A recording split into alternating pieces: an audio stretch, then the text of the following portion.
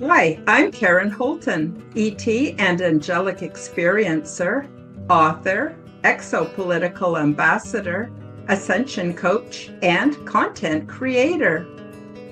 And I'm Joan Wyden, clairvoyant medium, Reiki master teacher, energy healer, body, mind, and soul coach, and podcaster. And this is the Unseen Nexus podcast. Have you ever truly wondered what lies beyond the veil? Or want to learn more about our transdimensional neighbors? Join us as we unravel the mysteries of existence, from profound spiritual awakenings and ancient wisdom, to interstellar visitors, cutting-edge discoveries, and the complex conspiracies that bind them all. We're on a journey to uncover the truth about humanity's extraordinary place in the cosmos. Get ready to challenge your perceptions and expand your understanding. Your spiritual mashup has begun.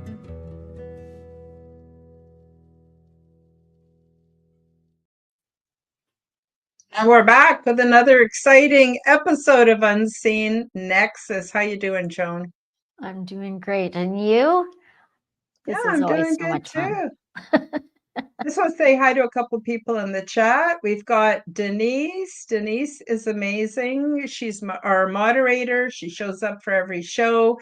She puts amazing information in the live chat. And I just want to say thank you, Denise. I appreciate you so very much. Rodney, hi, Rodney. Nice to see you. He says Denise is a rock star. And Joan says she sure is. Oh, we've got Fearlessly Phoenixing in the audience. She says, whoop, whoop. And she agrees. Denise is an incredible mod. Thank you, everybody, for coming today. Yes, thank you. Glad to have everyone here. Mm-hmm. All right. So today's topic, we're going to be talking about angels, angelic contact. What are they? Where do they live? What do they eat for breakfast? Where do they come from? And how do people experience them? They are amazing beings. They just appear usually out of nowhere. And sometimes timely, sometimes they just appear, right? So, and so hello, Fearlessly. Sorry, I'm just getting back into this. Thanks for your comment. That's great. Glad you're here. Angels amazingly are, and some people could actually argue that angels could also be extraterrestrial. Mm-hmm. Right, Karen? Mm-hmm. Mm-hmm. Yeah, depending on how you look at it, for sure. So, I was taught, like from going to Christian churches in the past, that angels live in heaven, that they're messengers of God. So we're not going to see them unless God has a message for us. And usually, in at least from my experience, a lot of Christian religions, they paint God as being some kind of a guy who always male, who watches out, sees everything you do. It reminds me of Santa Claus, knows when you've been naughty and knows when you've been good. And bestows blessings on those who are deserving and good enough, and punishes the wicked. And I have a very different understanding of what I believe God is. So anyway, I know it's bullshit because I actually was a Jehovah's Witness for 17 years, and it wasn't until I quit, after I quit, that I actually ended up having angelic contact. I think angels could be ETs. A lot of these orbs have angelic looking energies about them, like looks like wings and things like that. They could be, they could be, I believe they're from the spiritual realms.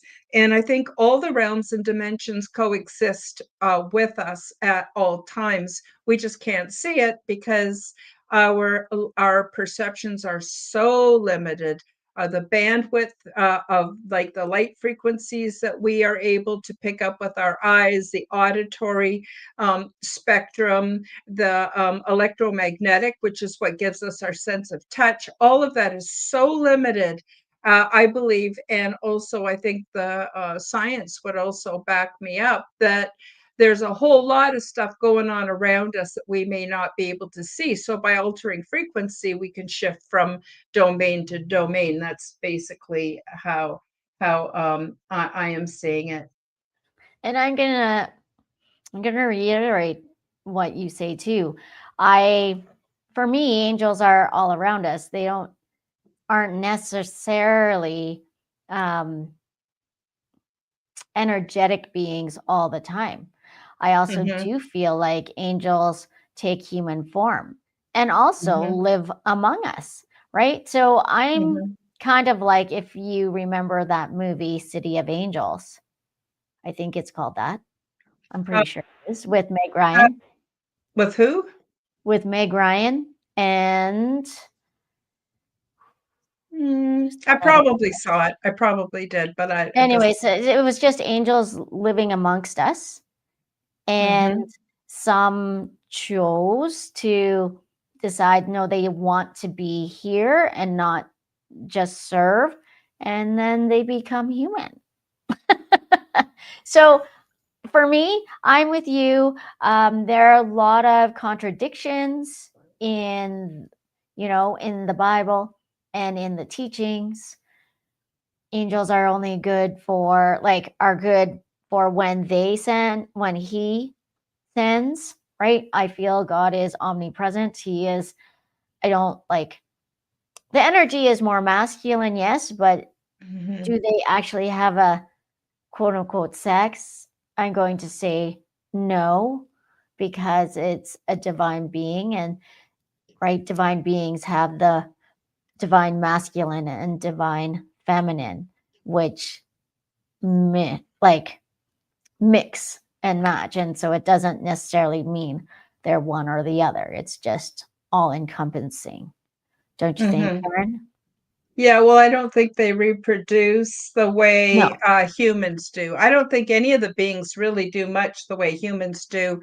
Some ETs, of course, procreate, but um, yeah, I don't know. But I also see God as being eternity and infinity, and it's an active force that's in everything. Some people call it universal consciousness. And the thing that astounds me about it, because I've actually had contact with it itself, and it is amazing and has blown me away every time it happens, that universal consciousness or God is completely aware of me, and I can be completely aware of it. And to tap into that frequency, into that energy field, is just awesome. It's probably the most awesome experience I've ever had, and I've never experienced anything but love from that source. And so there's that, and some people call it source. I think that we all have a purpose. Everything that's created has a purpose. And I think the angels, they are definitely messengers, but not necessarily giving us a specific message from a specific God. I see them as coming often when we're under great stress or duress, like Chris Bledsoe. He had his experience when he was at the most intense time of his life, faced with the option of suicide. He had a really tough time. And that's when the ETs, which took him to the realm where he could see what is called the lady. And he believes that's an angel, and he's been able to communicate with her. Well, she appeared as a female. And so I think that they do come with messages, but I think their messages are more of self-discovery and support and love. And but then I've seen videos where, somebody's riding their bike and a truck comes out of nowhere and a bright light in humanoid form grabs the guy on the bike and puts him safely someplace else, and the truck Yes. goes by and it disappears. So, oh my God, this is a huge topic, and I think that there's no one correct way of perceiving it. That's my opinion. Well, definitely, right? Like for again as creator or source, I again for me everything is all knowing and all loving, and we are part of that, right? Because he says I breathe life into each one of us. So Mhm, if you really want to break it down like that, we are gods within ourselves, right? mhm, And absolute angels. And I'm gonna on your take on the story you just said. I'm going to say that's absolutely true. When I was younger, I would my dad would he asked me to cross the street to help him with a car or something on the other side, and I wasn't paying attention, and I ran. You're a kid. I'm a kid. I went to run across the street, and I didn't see any cars, but like when I went to run, I actually had done this kind of thing, mhm, and a car zipped right through, like right in front of me, like I would have gotten smacked big time, but something pulled me back. And it wasn't mhm, apparent to because my dad was on the other side. My mom was in the house. No one else was there. Right. And then mhm, it's so strange. Again, the same thing on the way back. It happened again. But I think that time, I believe that might have been my dad. I don't know, but my dad wasn't visibly shaken. Do you know what I mean? So if that was my mhm, dad, I think he would have been visibly shaken. I just mhm, find that they just come when they need to come. You don't necessarily have to call them. They will, they're just here. We're mhm, we're creators beings. So mhm, whenever if we need them, or if I'm going to say this, if it's not necessarily our time yet and we have things to do when like within our lifetime that we haven't done yet, meaning mhm, like help them with their word, or help others understand, or the spread kindness and love, I believe they step in, right? There's mhm, I've had numerous readings where angels have stepped in, where someone should have mhm, died and they don't. mhm, So mhm. It's true. It's true. Rodney has an interesting comment. He says, "Strange how a tree can suddenly fall on you, though." Well, absolutely. I don't like actually don't believe, well, I do and I don't. I don't believe in guardian angels as we've been told. We get told that children all have guardian angels looking out after them. Well, if that were the case, then I'm guessing there would be no child trafficking and there would be no pedophiles. So, I mean, begs asking that's that huge. question. But I do believe that angels can be there without actually appearing in a physical three-dimensional reality to give you the support and understanding and direction to recover from those horrible things that have happened to us in childhood. And so that's a little different way of looking at it, but that's what I've come to believe that my guardian angel is. My guardian angel did not prevent me from any of the awful things that happened for me in my life. And I also believe that the way I am now and what I'm doing now could not have happened if I hadn't been through everything I've experienced in my life. And how do I know? Maybe the angels actually did lessen the impact and the intensity of the trauma. I don't know. Like I might never know that, the true answer to that. So I think angels can definitely be invisible, and they can communicate with us transdimensionally or interdimensionally. I think they can be physical. They can look like real people. Mm-hmm. Fearlessly Phoenixing in the chat was talking about how she got lost in France when she was only 14 years old, and a woman found her and gave her a car ride to the exact address she needed to go, and later discovered that there was no such car and there was no such woman, and yet her experience was real. So I thought that is really interesting too. So as far as divine protection goes, I think in this three-dimensional realm, it's our domain, and we are three-dimensional physical while we're here for soul evolution. And we also are here to learn certain lessons and to overcome issues and become super strong and even more powerful and fearless. That's sort of my take on it. Yeah. Absolutely. Like things like that happen all the time. Sometimes Mm-hmm. um I have felt like some earth angels have come to test. Sometimes test to see what your what you would do in a free will choice sometimes. Mm-hmm. Do you know what I mean? Mm-hmm. And Yep. you're right. Angels aren't here to change our trajectory. They can help if, again, Mm-hmm. like I said before, I don't like if you haven't, and it's one of those things like a tree can fall on you, but then they go, wait, let's you weren't supposed to be here, right? But you didn't listen to the other thing. Anyway, like all of those different things, I just feel like they can intervene, but at the same time, they're not to really intervene, right? Mm-hmm.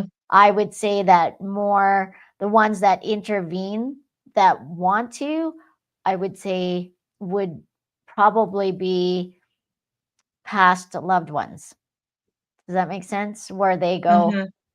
and then so people call them their quote unquote angel, Mm-hmm. but Mm-hmm. it's I not don't think necessarily an earth angel or an angel per se. Yeah, I think a lot of people, of course, most people on earth are lacking the understanding, and it's not our fault. It's that we've never been taught, how many realms there are and the pantheon of possible entities. It's absolutely mind-boggling. I wanted to tell everybody, those of you who have not yet read my book, in there, I go into detail about my angelic experience. But what happened for me is I was at a very low point in my life, and I was actually seriously contemplating suicide. And the angel said that I could leave if I wanted to because there are exit points. All of us, Mm-hmm. we can leave whenever we want. It doesn't really even change that much because we're loved and valued regardless of how long or short our lives are. We're all important. And contrary to a lot of religions, there is no sin that can separate you from universal consciousness, from the love, from the angelic realms, things like that.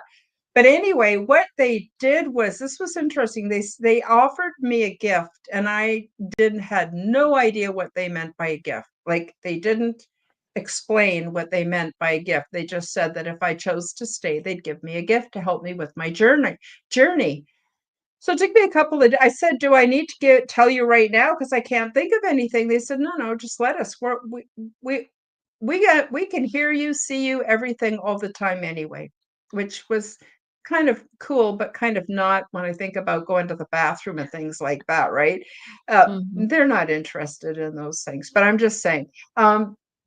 And so when I thought about what I wanted, I realized what I really needed was wisdom, because without it, I was just going to keep making the same mistakes, not learning my lessons. I have no idea why I'm such a hard nut to crack. And so I asked for wisdom. And what happened is, like, I thought they just pour the wisdom into me and I'd suddenly become super wise and my whole life would change. It didn't work that way, not at all. It happened through the unraveling of and experiences that I experienced every day. And some were good and some were bad. Some were really bad. But the difference was I now had a new perspective. I was able to look at my situation through different eyes that I never could before.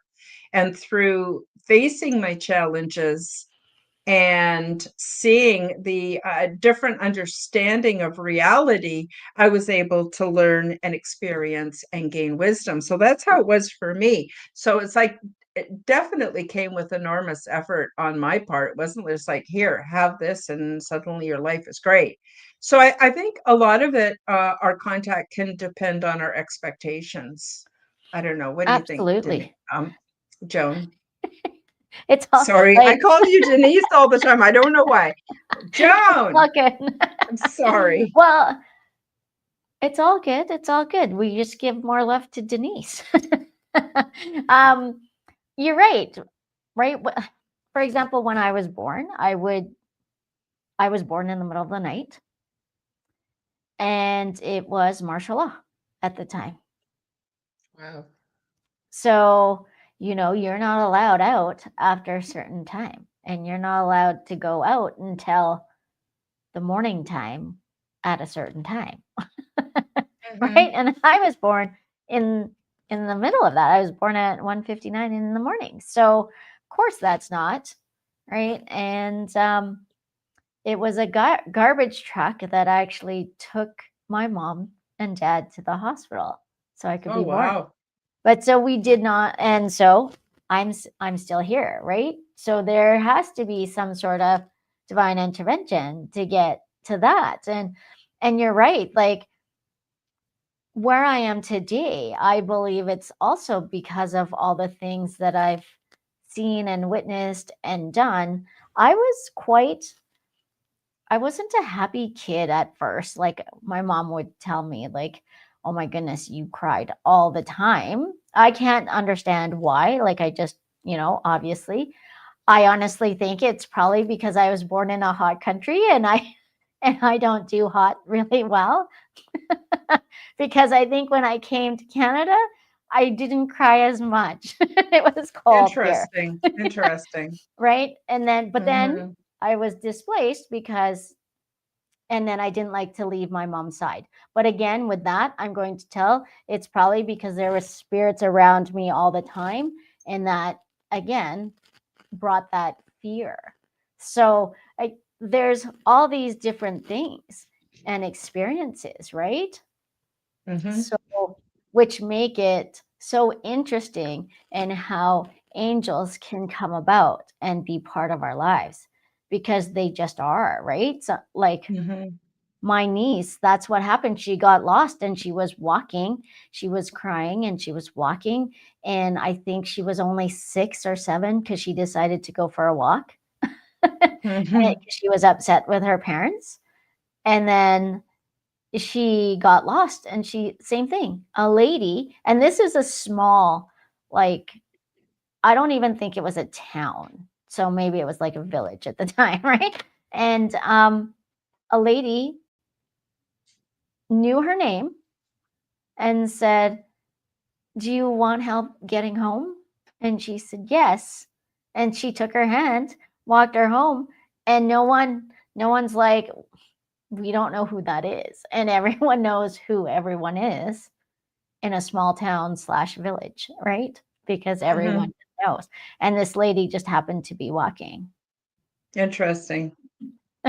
Yeah. Yeah. Yep.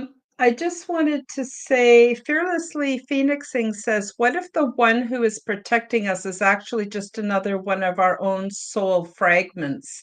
I think that's also very That's a positive, possible. possible. Yeah, I have Hmm. heard that when we go up into the fourth um, dimensional reality, our there's some overlap between you and I and everyone. When we go up to the fifth, we could be 8 people sharing the same soul. I don't know if that's true or not. That's just what I've heard. But it does seem to support the idea that we're soul fragments, and maybe it's another one You're of right. us or part of us that's actually coming to help.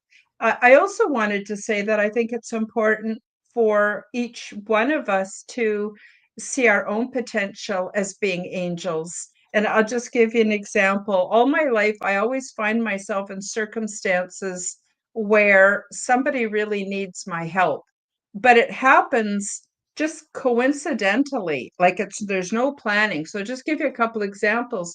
One time I was on the ferry and I was getting on the ferry to go from Vancouver Island to the mainland of BC, lower mainland coast. And as I was getting on, there was this guy, East Indian guy, and it's relevant. I'm not being a racist. And there's this East Indian guy, and he's got this really old, frail woman on his arm. And he gets to where you load onto the ferry, and he just sends her on her own. And she can barely even walk. And I went up to her and I said, "Do you need help?"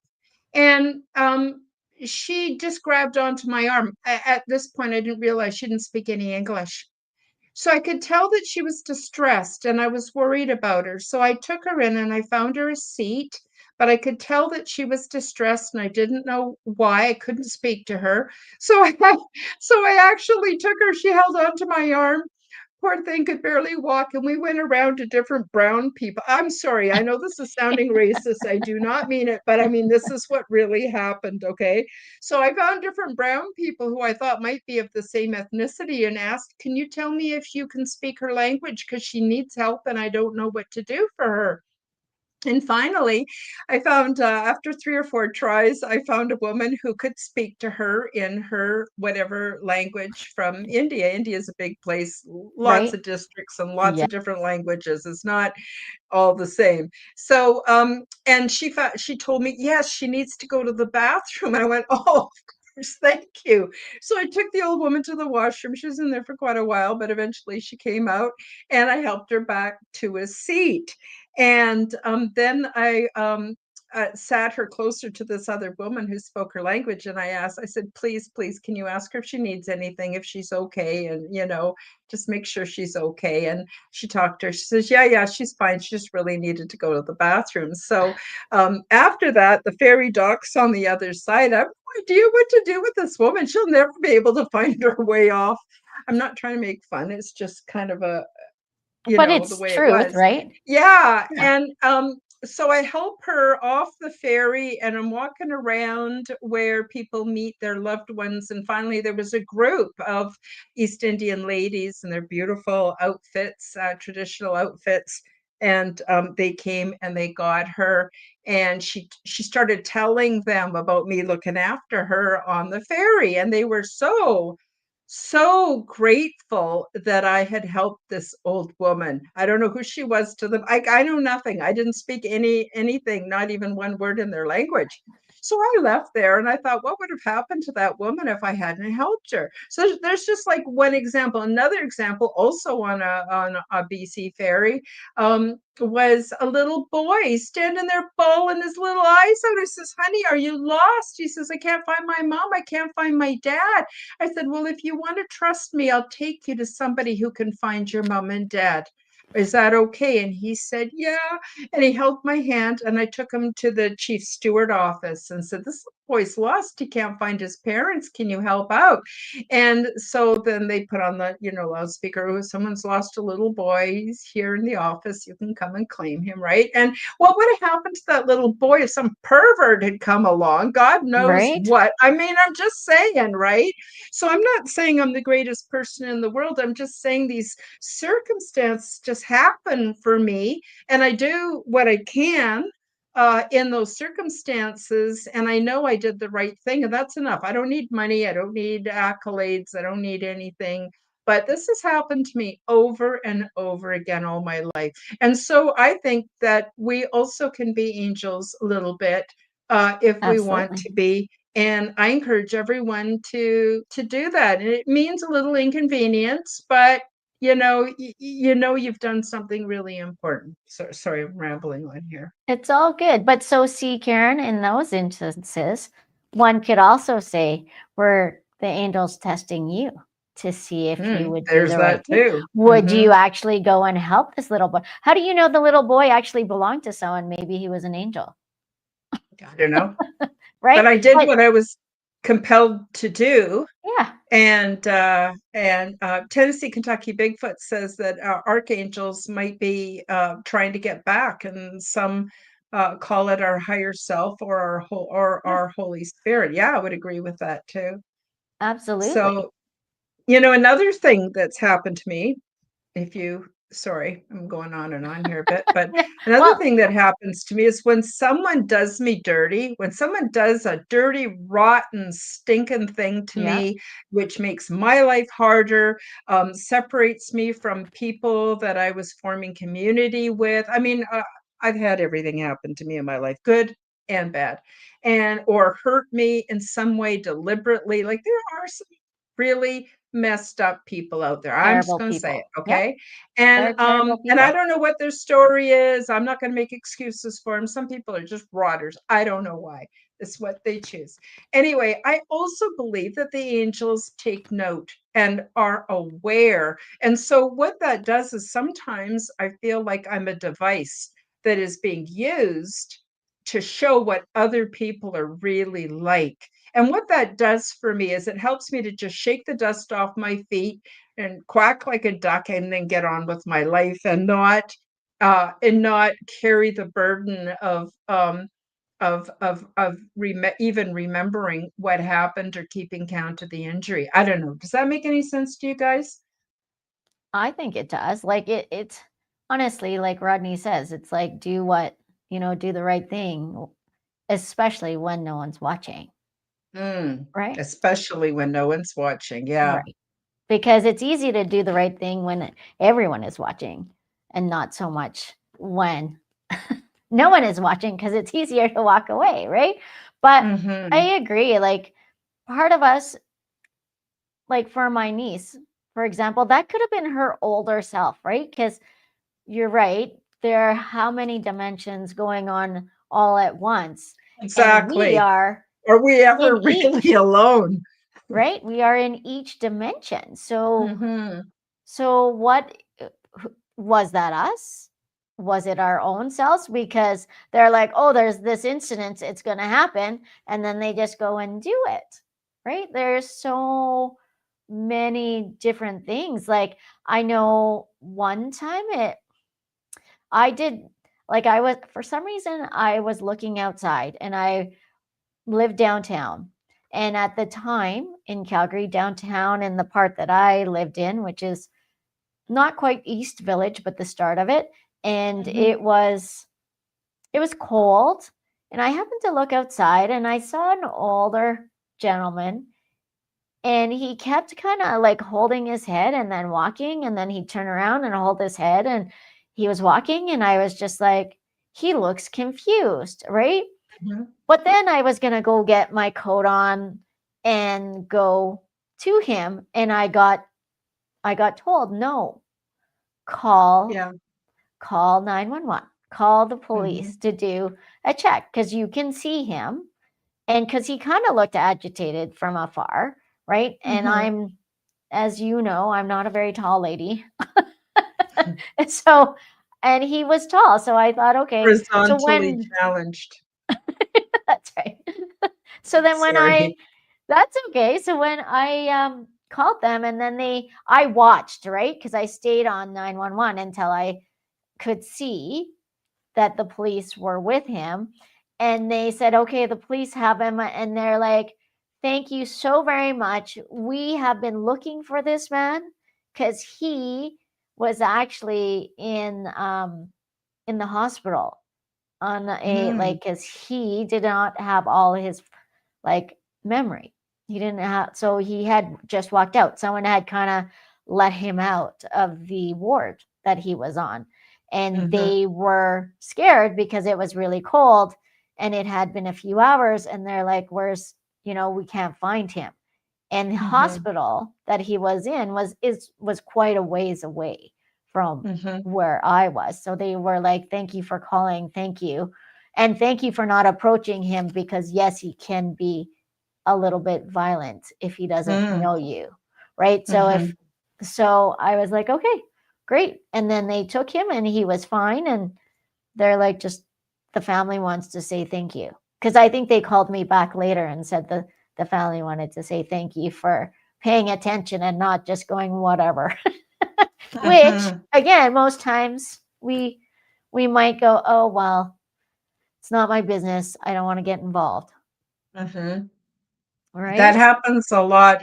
They call it, I forget exactly what they call it, something like the observer effect, where somebody can get beaten to a bloody pulp and people are all standing around watching. Nobody intervenes. Nobody tries to pull them apart. Nobody tries to rescue the person. Like they just watch with glazed over eyes. I don't know what that's about, but I know I couldn't do that, Well, obviously. You can tell by my history. and on it, like me too. I have a hard time looking away, but that's why they say also, if you are in trouble, you shouldn't yell for help because people don't necessarily want to help, right? So if you are in trouble, the word to say is fire, because then everyone looks Yes. and they'll come because are you on fire? Where's the fire? And everyone actually will go check it out. And then Yeah, at I've that heard moment, you that. can say, can you help me get away from this person? I've heard that, especially in cases of rape. If you yell rape, everyone runs in the opposite direction. But again, you yell fire and they come to see They, what's going on, just in case it's affecting them somehow, right? And that's then right. hopefully you could get some help. Yeah. So Yeah. it's crazy to think all these different things. And with angels, I really do feel like they just want the best for everyone. It's but they're almost like, if you will, that aunt and uncle that if you ever need anything, you kind of ask them and they're there for you. Right? Yep. Isn't it? And Yeah. I think that it's also okay to call out to them. I've done that in the past, not just them, but any Any. interdimensional being, because they're on a level of reality where they see so much more depth than what we see.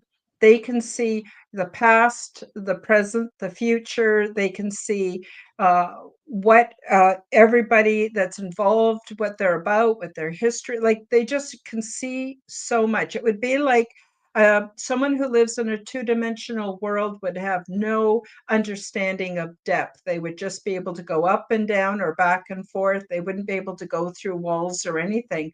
But when you go three-dimensional, you could take that person, lift them right out, because you have now the third dimension, which is depth, not just height and width, and they would think this was miraculous. Well, what about the fourth dimension and the fifth dimension, where there's not just an XYZ axis, there's a W axis and a V axis and an S axis. Like you can't even imagine what that would be like.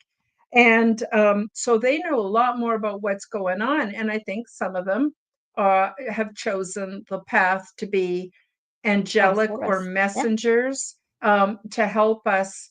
And I got to tell you, I had a transdimensional experience once where I was, this was all done in like lucid dreaming. So I was Right. in this big house and there were people that were looking for me and I didn't want them to find me. I don't know why, just that part of the vision wasn't really clear.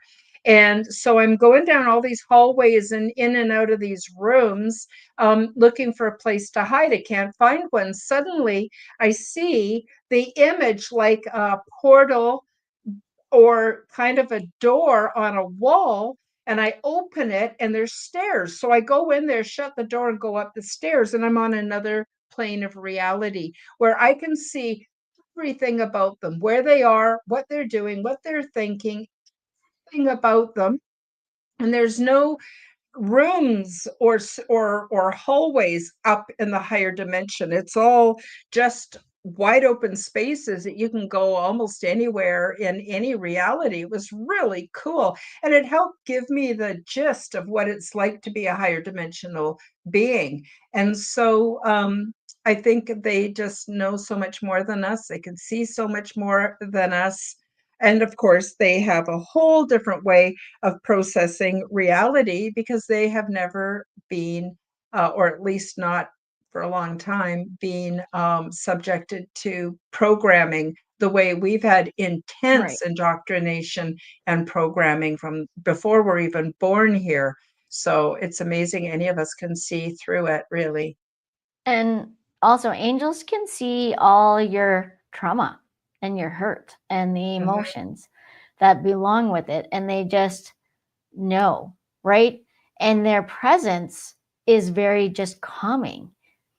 It mhm, could come out of like of a all of a sudden like you're like shocked, but then an angel comes in and all of a sudden all of that anxiety, fear, everything just kind of drops, right? mhm, mhm. So, yeah, Yep. like if we're open to a lot, they will help you. Yes, you can ask, you don't have to ask. Sometimes if you're asking the universe source Mhm, or the divine, it's the same kind of asking. mhm, There it's a messenger, right? They're mhm. going to come and be kind of at service to help you because everyone is still figuring out, since we are divine infinite beings, still trying to figure out how to earth live on earth and be an Mhm, earthling. Right? So mhm. again, like they may show up and look like earthlings, but they're not, right? Yeah, I think so. So Tennessee, Kentucky Bigfoot says angels to me are my ancestors, God, and beings in physical or spiritual that work for the truth, light balance. So we have lots of absolutely. help if we are open to it. I just wanted to quickly answer fearlessly Phoenixing. She says, was there a secret library? I'm guessing you're talking about when I was having that lucid dream and I went up to that higher dimension. And funny thing you should mention it, there was a secret library. Mm. Oh, Ooh, this is interesting too. yes, Tennessee, Kentucky Bigfoot says trees are angels. Oh, trees for are sure. the source of For sure. all kinds of wisdom. Yeah, we got to talk about that one day on this show.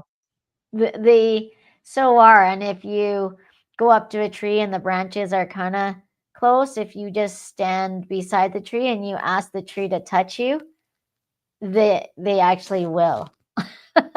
Their branches will touch you. And it's not gusts of Absolutely. winds and stuff. They just move to come to you if you ask them and invite them to.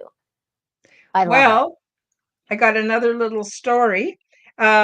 I was living in an apartment on the second floor. My balcony looked out towards the backyard, and then there was a fence, and then there was this huge grove of trees. And the trees I started talking to them, and the trees started growing out towards me. And nowhere else along the apartment did this happen, just in front of my balcony. And I said to them, this always makes me sad, this story. I'm sorry, but I got to tell you. And I told them, I said, if you guys keep growing towards my balcony, I'll put ornaments on you at Christmas time and you'll be so pretty and lovely and I'll do that for you. And then they really started growing towards my balcony. And then one morning I woke up and I heard chainsaws because I had Oh, invited them onto my side of the fence. Somebody who decided to go out and cut them all down, and my friends got murdered. And I was devastated. I know oh, I I am would have been. totally crazy old lady here, but I'm telling you, I was devastated and I felt responsible. But it showed me without the shadow of a doubt that they're intelligent and they can communicate and they understand. That blew me away. It's another amazing life. All this really cool stuff started happening mostly after I met the angels. So cool, eh? Well, it's like that, right? Like if there's a rosebud or there's a budding flower, but it's not quite opened, you can like cheer them on and it will open. Right? So there's all these different things, but anyways, digress. But I love the angels. The angels are always there. And in some of the readings that I do, Karen, I find that when someone is really broken and not feeling the greatest, the angels come in and they're like, we'd like to give this person a gift. And a lot of times they aren't feelers. They're not, intuitive or any way. And I ask them to open their hands, and then they get a gift and they can feel it, and their eyes, like everything just light up and are like, what's going on? Are you shitting me? What's going on? And it's because that's how much the angels just love us. They, again, it's like an extension of God, our creator or divine source, right? Because they just want the best for us. So I love it. I love it too. I think that we live in this magical, amazing world full of all kinds of intelligences and compassions and sources of love. I spend a lot of time alone, and people sometimes ask me if I get lonely, and I have to laugh. How could I be lonely? I'm surrounded by transdimensional beings. I'm surrounded by bugs. And that's the other thing. You can communicate with bugs. I've been in the forest, and the bugs just love to bother me, mosquitoes and such. And I just take a moment to center myself. I send a message out. I say, hey guys, you can go feed somewhere else. Don't feed off of me. I would really appreciate it if you just left me alone while I'm here so I can enjoy the forest. And boom, all the bugs just leave and don't bother me anymore. And so I think there's a whole lot going on.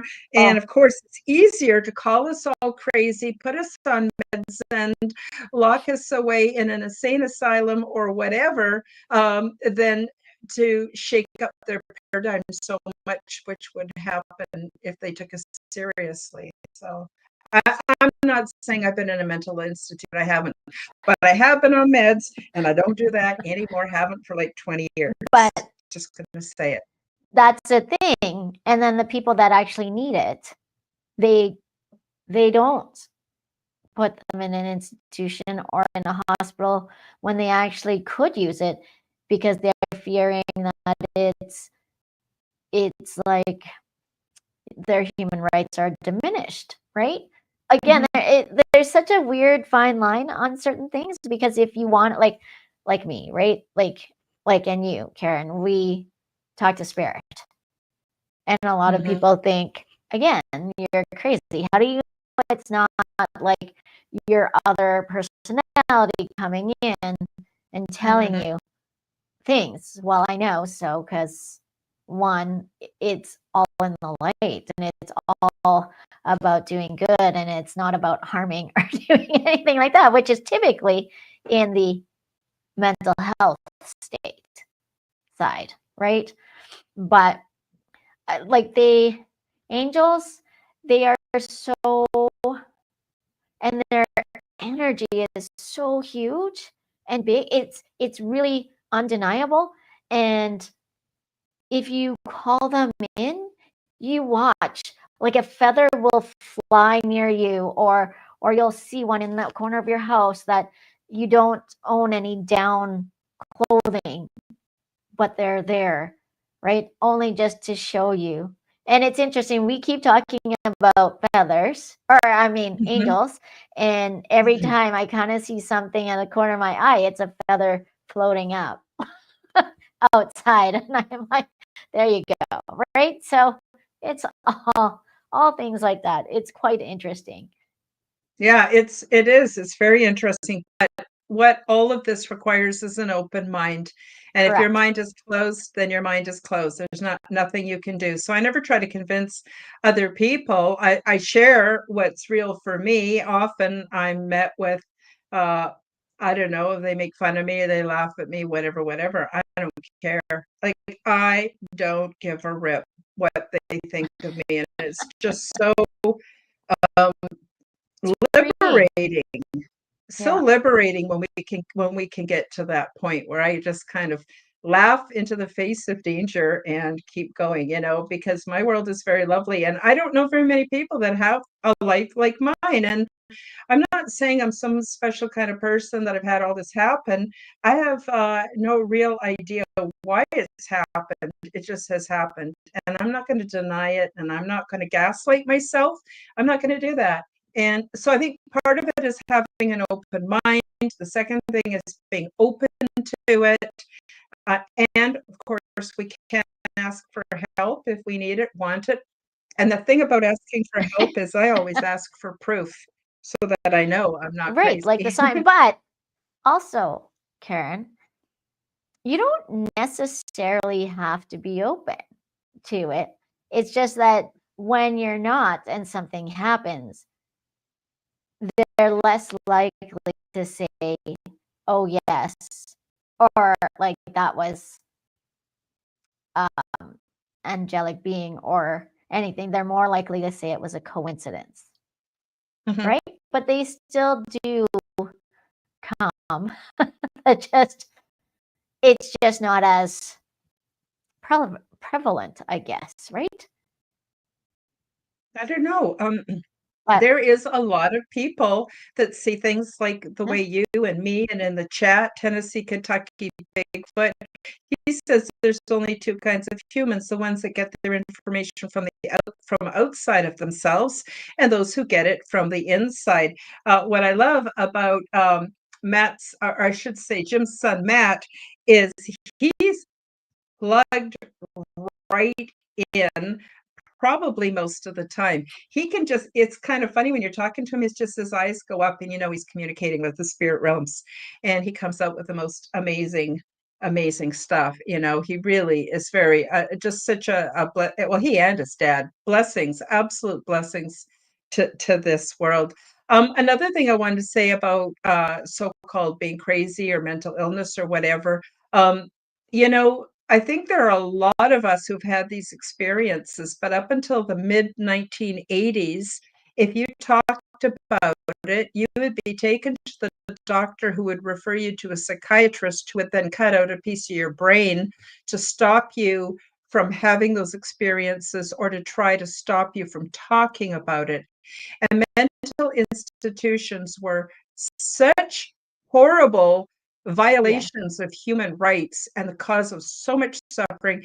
People would agree to anything to get out of there. So I think there would have been a lot more historical accounts and books written and all kinds of stuff if it wasn't for the forces that want to shut us up and shut us down. Of course, in the mid 1980s, they switched over to pharmaceuticals. You're all going to be learning in the near future about how destructive this has been. And I'm not saying it hasn't helped some people.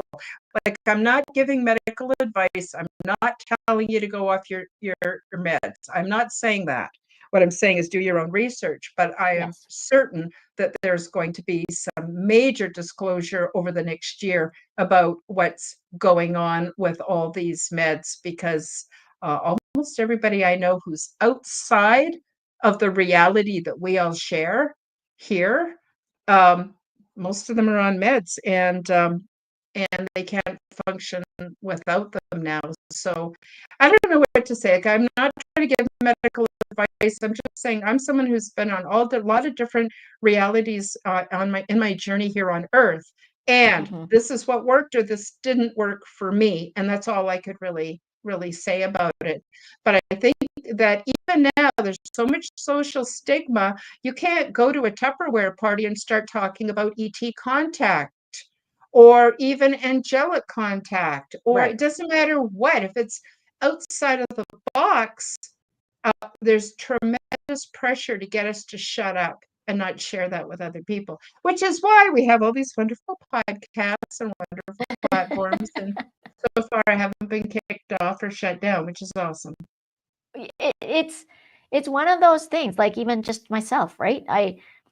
I've been doing this like doing my psychic work and mediumship for now 20 years, but I've had it for all my life, and it was hard to even talk to anyone because like even when I first came out, if you want to say the psychic closet, my mom would call me psycho, right? Like and say, are you sure Not you're nice. like again that you're not talking to yourself? Like, what is this? Well, I just have that knowing, right? There knowing, and people just don't necessarily understand. Now I just don't really care. I shouldn't say really. Like there is like it's come a way where it's like, you know what, I don't give a shit. If you want to think that, then fine. Right? Like, and since I do my psychic work and mediumship, I was just at a psychic fair this past weekend in Saskatchewan, and there was one couple that I felt like they sat down and I'm like, whoa, okay, this is like this is an interview. And the spouse, the husband's like, no. And then as soon as he said that, then it came right through. But literally, that's what happens is it's like a force. And I'm like, well, why would you go see anyone if you really didn't believe it? Like, why are you coming? Like, why do you want to spend your money if you don't believe it? Like, you want to spend your money just to prove someone wrong? That just makes no sense to me. But people are people, and sometimes it's like that little brother that just wants to bug the shit out of you. And for me, sometimes that's a test to spirit from angels and go, are you going to believe them, or are you going to really truly stand up and be you? Right? Absolutely. And I also want to bring up something that I didn't find out until I was middle-aged, actually, and that is that we all have our unique point of view. We all do. So there's a lot of people out there who think their reality is the reality. Right. Honestly, they honestly believe that. That's the same thing as believing my religion is the only religion and the rest are all wrong. Like, how do you move forward with that kind of thinking? I don't know. But I firmly believe we all have a different perspective. It's based on our genetics, our life experience, our ways of knowing and being that are all credible. And so for me, I don't argue with anybody. As soon as they have an opposing perspective, I just go, well, that's their journey and it's not meant for me. It's actually none of my business, but their journey is their journey. But if they can't respect my journey, then I just don't want to share space with them. Why would I? I just wanted to throw that out. Oh my God, we're quickly running out of time, but I wanted to throw that out there. Well, we are energetic beings, and just like our thumbprints, our fingerprints, they're all different. So we also have a different, everyone's energetic footprint is different. That's why when someone comes to someone and says, this was like my mom's candle holder that she really loved, right? This is mine, but I'm just for example, and they bring it to someone and they ask them to hold it and say, well, what do you get from this? What is the energy that you get from this? And that's the reason why, is because we all have our own energetic footprint. And if we were all the same, no one would be able to pick this up. What kind of person they were, what they like to do with it. Did they love hummingbirds, or was it just a candle holder to them? Or was it something to do with leaves, right? Like there's all these different things where, yeah, we are all different beings. And that's why our energetic footprint is totally something else. And tunnel vision, if you believe it's all one thing and it's all the same thing, well, then you're still living linear, in my opinion, because we are not one thing. We are everything and all at once. And so it doesn't all at once, right? So if that's the case, then everyone, again, it's like falling in line, and we all have free will choice. And we don't have to fall in line to whatever anyone believes. For them, that is their truth. It might be their truth, but it's not yours. Absolutely. I absolutely agree. I absolutely agree with that. So we're almost out of time. Joan, do you have any last minute thoughts for the audience? And what are you up to? Where can people find you? All that kind of good stuff. And of course, the links will be in the description below. Well, I think since we were talking about angels and I talked about gifts, we're just going to this will be really quick. So I'm just going to say, okay, well, an angel, whomever angel that you want, is going to give you a gift. We're going to do a 5-second thing. And okay, so if you're ready, they're going to give you a gift in 3, 2, 1. There it is. And so you tell us what your gift and what it feels like in the comments.